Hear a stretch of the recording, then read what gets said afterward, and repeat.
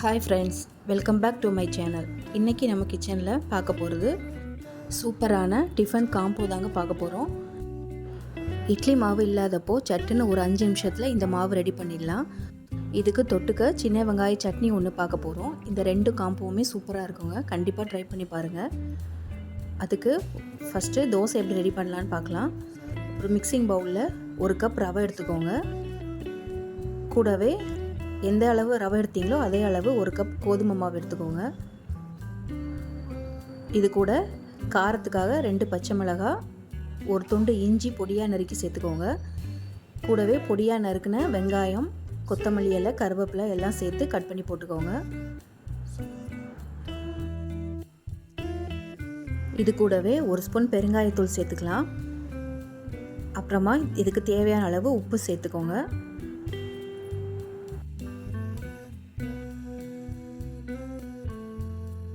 இது கூட ஒரு 100 ml தயிர் சேர்த்துக்கோங்க. தயிரோட புளிப்பு டேஸ்ட்டு இதுக்கு நல்லாயிருக்கும். இப்போ இதை நல்லா மிக்ஸ் பண்ணிக்கலாம். இப்போது இதில் கொஞ்சம் கொஞ்சமாக தண்ணி ஊற்றி நல்லா பிசைஞ்சு எடுத்துக்கோங்க.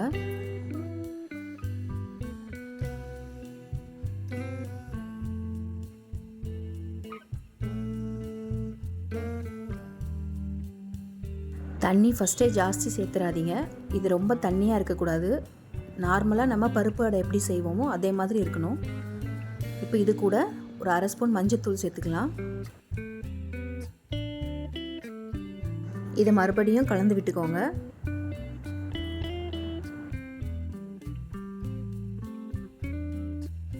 இப்போது நமக்கு மாவு ரெடி ஆயிடுச்சு. இதை இப்போது கல்லில் ஊற்றி எடுத்துக்கலாம். இப்போது தோசைக்கல்லில் 1 ஸ்பூன் எண்ணெய் ஊற்றிக்கோங்க. அதில் வெங்காயத்தை தடவி விட்டுக்கோங்க. அப்போ தான் தோசை நல்லா ஒட்டாமல் நல்லா வரும். வெங்காயம் தடவினதுக்கப்புறமா ஒரு கரண்டி நிறைய மாவு எடுத்து கல்லில் ஊற்றிக்கோங்க. இது ரொம்ப பெருசாக ஊற்ற வேண்டாம், சின்னதாக தான் வரும் இது. இப்போது இந்த தோசையை ஊற்றி 1 ஸ்பூன் எண்ணெய் ஊற்றிக்கோங்க. இதில் நீங்கள் நெய்யும் சேர்த்துக்கலாம். நான் இப்போது எண்ணெய் தான் ஊற்றிருக்கேன். இப்போது 2 நிமிஷம் மூடி போட்டு வேக வச்சுக்கலாம்.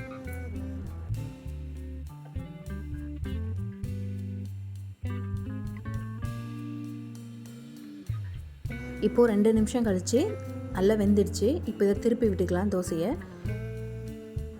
மறுபடியும் 2 நிமிஷம் வேக விடுங்க. இது கொஞ்சம் ஸ்லோ ஃப்ளேமில் வச்சு வேக வச்சு எடுங்க.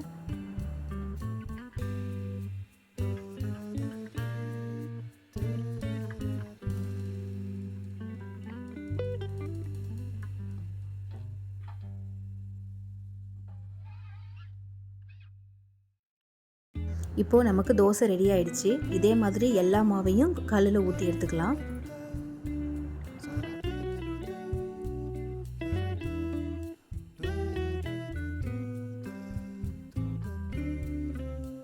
இப்போது இந்த தோசைக்கு தொட்டுக்க ஒரு சட்னி ரெடி பண்ணலாம். அதுக்கு கடாயில் 3 ஸ்பூன் எண்ணெய் ஊற்றிக்கோங்க. கூடவே 2 பச்சை மிளகாய், ஒரு சின்ன துண்டளவு புளி சேர்த்துக்கோங்க. இந்த 2ம் நல்லா ஃப்ரை பண்ணி எடுங்க.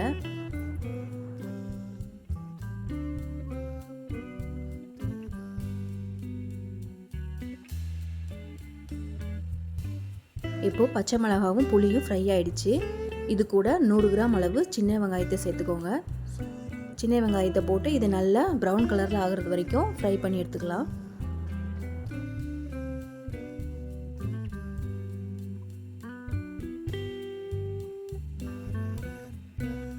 இப்போது ஒரு 3 நிமிஷம் கழித்து வெங்காயம் நல்லா வதங்கிடுச்சு. இது கூட ஒரு 4 காஞ்ச மிளகாய், கொஞ்சம் கருவேப்பிலை சேர்த்துக்கலாம். கருவேப்பிலை காஞ்ச மிளகாய் சேர்ந்த உடனே அடுப்பை ஆஃப் பண்ணிக்கலாம். ஆஃப் பண்ணிவிட்டு வதக்கி விட்டுக்கோங்க.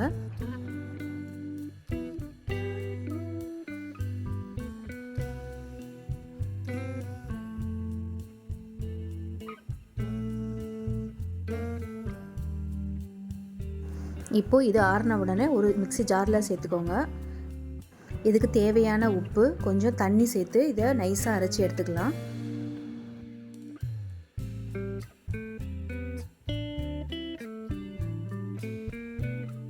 இப்போது இதுக்கு ஒரு தாளிப்பு கொடுத்துக்கலாம்.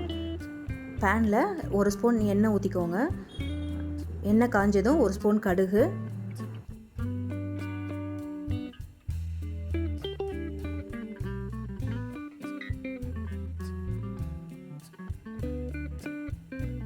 கடுகு பொரிஞ்சதும் 1 ஸ்பூன் உளுந்து, 1 ஸ்பூன் கடலைப்பருப்பு சேர்த்துக்கோங்க. இது கூடவே 2 காஞ்ச மிளகாய், கொஞ்சம் கருவேப்பிலை சேர்த்துக்கலாம். சேர்த்து இது நல்லா ஃப்ரை பண்ண விடுங்க.